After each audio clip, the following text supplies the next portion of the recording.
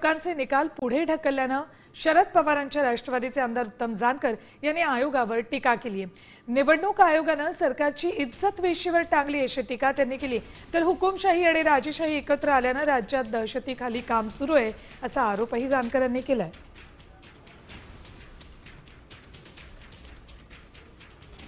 तुम्ही पेट्या मांडताय, दाखवताय, तुम्हाला पाहिजे तो निकाल करून घेताय, हे तमाशा मांडलाय कशासाठी?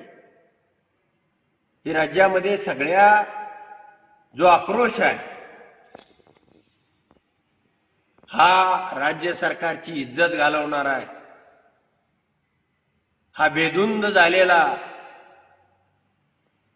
आणि कोलमडत चालणारा निवडणूक आयोग या राज्यानं या निवडणुकीमध्ये पाहिलेला आहे।